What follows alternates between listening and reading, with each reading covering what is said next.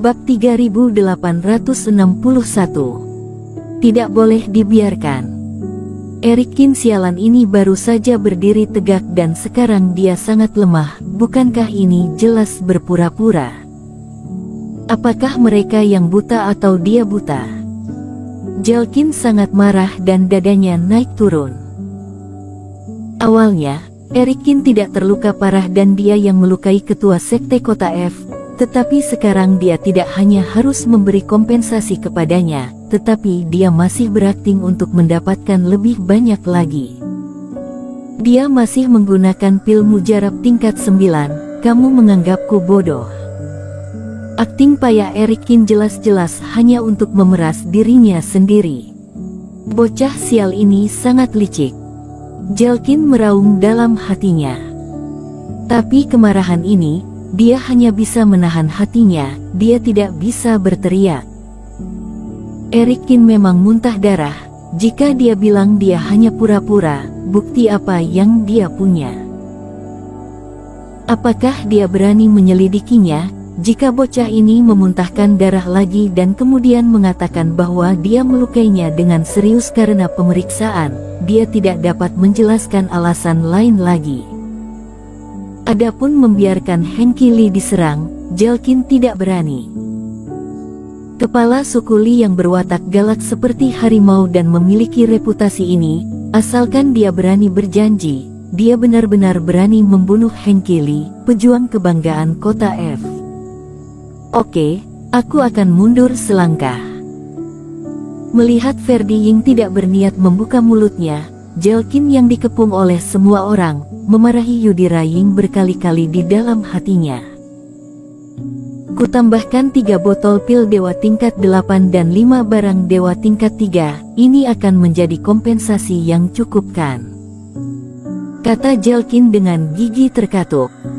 Mendengar ini, Erikin menyipitkan matanya. Pil dewa, barang dewa dan rumput ajaib, kondisi ini memang sudah cocok. Tetapi untuk tuan istana, itu tidak dianggap barang berharga sama sekali. Dan juga, begitu dia memasuki rapat terbesar, dia sudah mengirim seseorang untuk membunuhnya.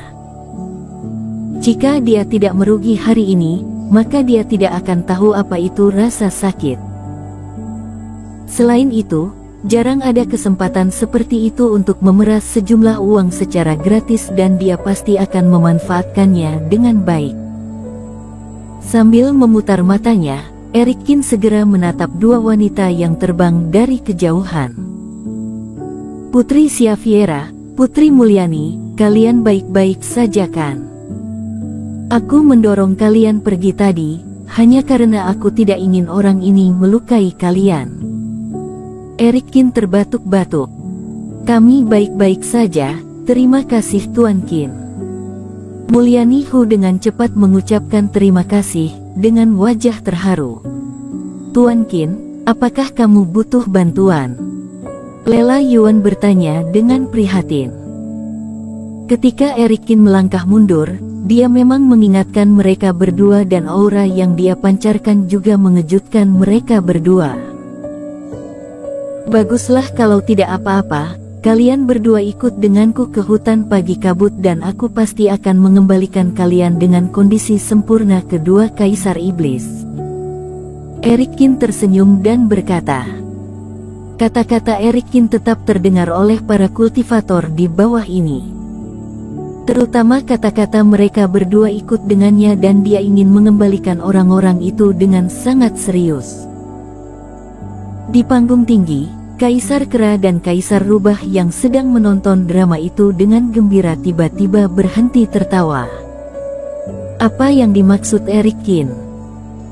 Di mata orang luar, ucapannya ini sangat sederhana, tetapi kedua kaisar tahu makna di dalamnya. Jelas, dengan kecerdasan mereka, bagaimana mungkin mereka tidak mengetahuinya? Erikin mengingatkan mereka bahwa dia yang menyelamatkan kedua putri mereka. Kedua kaisar saling memandang. Kaisar Rubah sepertinya bertanya, apa yang harus mereka lakukan? Tampaknya persoalan ini hanya urusan internal para kultivator klan manusia dan tidak baik bagi mereka untuk mengambil tindakan sembarangan.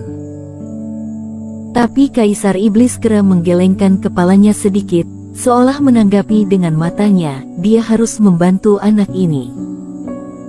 Erikin sudah menjelaskan bahwa dia ingin mereka berdiri di panggung dan mereka harus berpura-pura bodoh. Mungkin anak ini akan menjelaskannya nanti. Pada saat itu, tak satu pun dari mereka akan bertindak dengan benar. Pandangan sekilas melintas dan mata kedua kaisar tidak berdaya. Dia tahu bahwa hutang budi tidak mudah untuk dilunasi. Meskipun Erikin menyelamatkan kedua putri mereka, dia tetap harus mendukung orang yang harus mereka dukung. Sialan, aku tidak tahan dengan orang-orang yang melakukan hal-hal tercela seperti itu. Akibatnya, Kaisar Iblis Kera memukul meja dan berdiri dengan tiba-tiba, tampak seperti sedang marah. Melihat klan kera yang dari tadi diam, tiba-tiba berbicara, banyak kultivator memandang dengan takjub. Kamu seorang senior. Kamu telah hidup bertahun-tahun. Apakah kamu tinggal di perut anjing? Maaf, kepala suku klan anjing, aku bukannya memarahimu. Kaisar Iblis Kera dengan marah menunjuk Jelkin dan kultivator kota F yang raut wajahnya tampak jelek. Di depan ribuan kultivator, menghina junior seperti ini, hanya memberikan orang itu barang sampah seperti ini, itu membuatku ingin tertawa terbahak-bahak.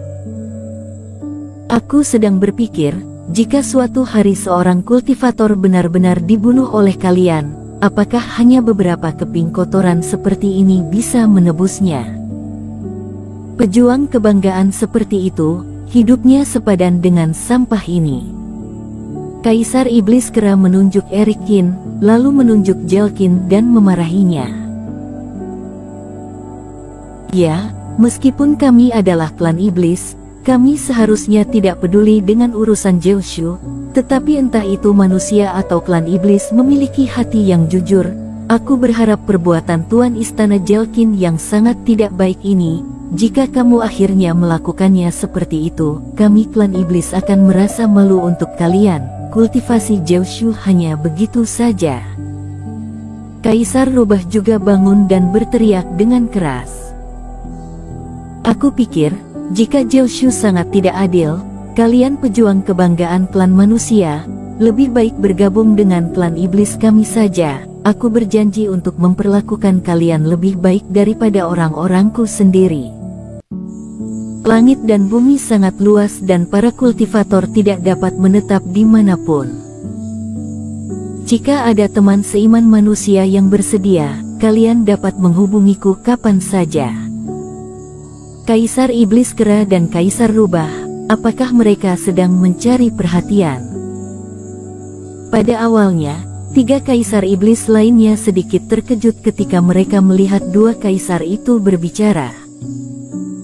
Bagaimanapun, dalam urusan internal manusia, klan iblis umumnya selalu netral. Tetapi pada akhirnya, mereka semua mengerti, berpikir bahwa kedua kaisar iblis Kera mengambil kesempatan untuk menabur perselisihan dan bahkan menggoyahkan hubungan antara Jeoshu. Bahkan jika dia bekerja sama dengan Longsu, Kaisar Naga Sisik juga mewakili kepentingan klan iblis. Dia merasa luar biasa, dia tidak menyangka Kaisar Iblis Kera begitu pintar. Hubungan antara Istana Bintang di Jeoshu dan klan iblis adalah yang satunya kuat dan yang lainnya lemah.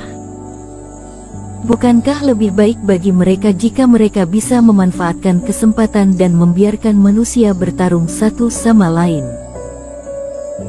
Ketika ketiga kaisar mengetahui bahwa ini memang kesempatan yang baik, mereka segera mengisyaratkannya. Begitu banyak penguasa klan iblis berbicara satu demi satu, mendukung Erikin dan mengkritik kota F. Ketika Jelkin mendengarkan klan iblis ikut berteriak, janggutnya terangkat karena marah. Sialan kalian semua.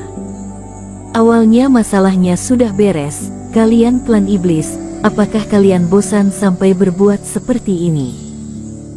Masalah Jiushu, itu bukan urusan kalian. Dan Ferdi Ying, yang mengira dia adalah pemimpin Jiushu, juga berubah muram wajahnya. Sekarang, bukan hanya pertengkaran antara kultivator biasa, tetapi di depan ribuan murid, klan iblis sudah melihat lelucon. Begini saja, aku lihat barang yang dibawa Tuan Istana Jelkin terbatas. Jadi aku akan membantunya memberikan 2 barang dewa tingkat 4 untuknya sebagai kompensasi. Apakah Tuan Qin akan puas? Untuk menyelesaikan perselisihan sesegera mungkin, ketika Ferdi Ying membuka mulutnya, semua orang terkejut. Barang dewa tingkat 4. Mata Erik Qin bergerak. Dia tidak menyangka jika dia terus menekan sampai akhir, itu akan melibatkan Ferdi Ying dan daratan Jiushu ini. Barang dewa teratas adalah tingkat 5, kan? Ferdi Ying dapat mengeluarkan barang dewa tingkat 4, tampaknya Longsu benar-benar kaya dan makmur. Bersambung.